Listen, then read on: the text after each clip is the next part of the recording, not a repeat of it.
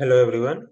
I am doctor Alok Agrawal और आज के इस वीडियो में हम देखेंगे बेसिक मैकेनिकल इंजीनियरिंग यूनिट 2 के मेजरमेंट एंड प्रोडक्शन इंजीनियरिंग का वेलोसिटी मेजरिंग इंस्ट्रूमेंट। और इस वेलोसिटी मेजरिंग इंस्ट्रूमेंट में आज हम जो डिस्कस करने वाले हैं वो है हॉट वायर एनीमोमीटर। तो सबसे पहले हम स्टार्ट करते हैं कि ये हॉट वायर एनीमोमीटर होता क्या है। ये एक ऐसा डिवाइस है जो कि वेलोसिटी को मेजर करता है किसी भी फ्लूइड के। अब ये मेजर कैसे करता है, इसके लिए हमको एक हॉट वायर की जरूरत पड़ती है जो कि जब किसी भी बहते हुए फ्लूइड में रखा जाता है तो वो अपनी हीट लॉस करता है। ठीक, और जब वो हीट लॉस करता है उसी हीट लॉस को हम मेजर करते हैं, डिटेक्ट करते हैं और उससे फिर हम वेलोसिटी निकालते हैं किसी भी फ्लूइड की। अब इस वायर को हीट करने के लिए हम इस्तेमाल क्या करते हैं, हम यूज करते हैं इलेक्ट्रिकल करंट का। सबसे पहले हम देखते हैं इसका प्रिंसिपल कि किस प्रिंसिपल पे वर्क करता है।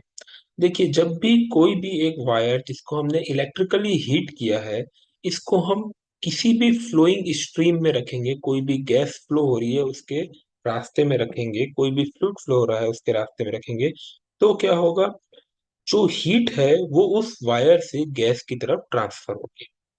अब जब वो हीट ट्रांसफर होगी तो वो वायर का टेम्परेचर कम होगा। जब वायर का टेम्परेचर कम होगा तो किसी भी मटेरियल का जो रेजिस्टेंस है that depends upon the temperature. Temperature कम होगा उस वायर का तो उसका रेजिस्टेंस भी चेंज होगा, में भी कमी आएगी। तो उसी चेंज ऑफ रेजिस्टेंस को हम मेजर करेंगे और उसको फिर कैलिब्रेट करके हम निकालेंगे कि जो फ्लूइड फ्लो हो रहा है उसकी वेलोसिटी क्या होगी, क्योंकि जितना तेजी से फ्लूइड फ्लो होगा उतनी ज्यादा हीट ट्रांसफर होगी हॉट वायर से उस फ्लूइड में, और उस हॉट वायर का टेम्परेचर उतना डिक्रीज होगा। And that decrement in temperature will directly influence the resistance. जितना ज्यादा टेम्परेचर कम होगा उतना ज्यादा उसके रेजिस्टेंस में इफेक्ट आएगा, और उसी रेजिस्टेंस के इफेक्ट जितना ज्यादा चेंज आ रहा है रेजिस्टेंस में उसको हम मेजर करके फ्लो निकाल लेंगे कि वेलोसिटी ऑफ फ्लो क्या है, मतलब जो फ्लूइड फ्लो हो रहा है उसकी वेलोसिटी कितनी है। ठीक, तो अब आते हैं इसके हम कंस्ट्रक्शन में। इसके कंस्ट्रक्शन में दो इंपॉर्टेंट पार्ट होते हैं, एक होता है कंडक्टिंग वायर और दूसरा होता है विड स्टोन ब्रिज।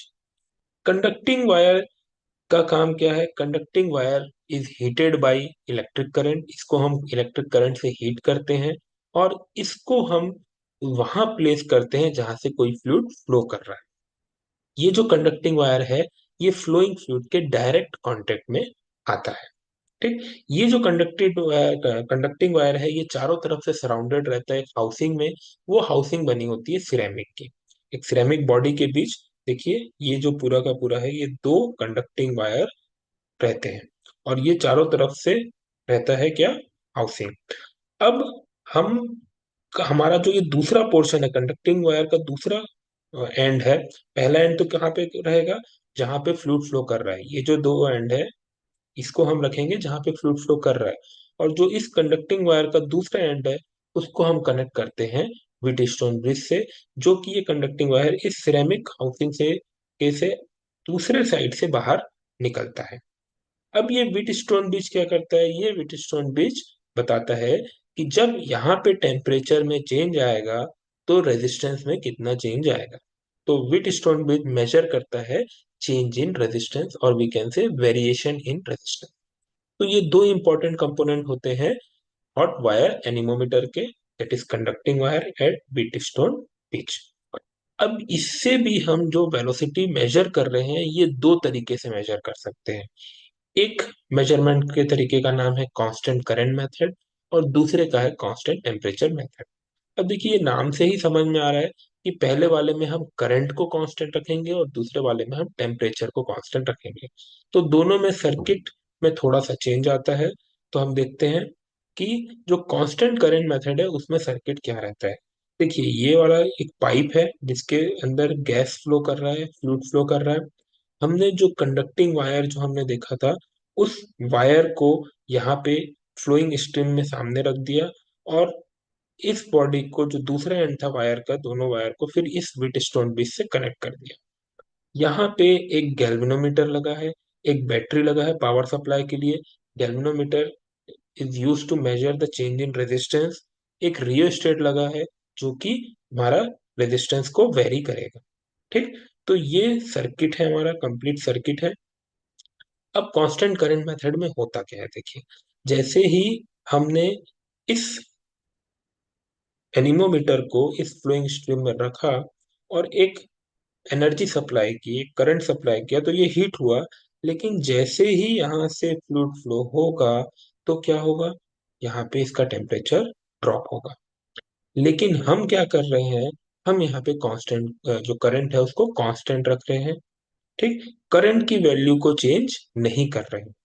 तो क्या होगा, जैसे ही फ्लूइड यहाँ से पास होगा, करंट कांस्टेंट है, मतलब जो करंट पास हो रहा है वो एक पर्टिकुलर लिमिट तक ही इसको हीट कर सकता है, तो वो एक पर्टिकुलर टेम्परेचर में इसको लेके जाएगा।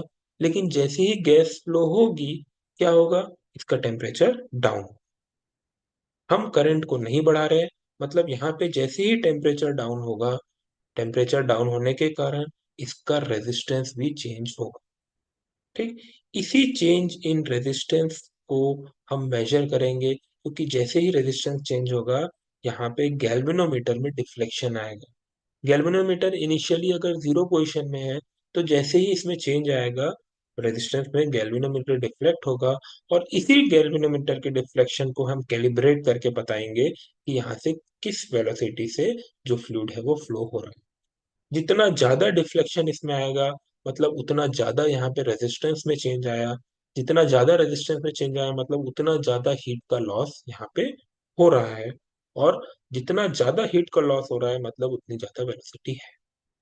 यहाँ पे हम इसको कांस्टेंट करंट मेथड इसलिए बोल रहे हैं, क्योंकि एक बार जो हमने फिक्स कर दिया कि कितना हम वोल्टेज अप्लाई कर रहे हैं, जितना करंट हम सप्लाई कर रहे हैं, दैट विल रिमेन कांस्टेंट। हम उसको चेंज नहीं करेंगे।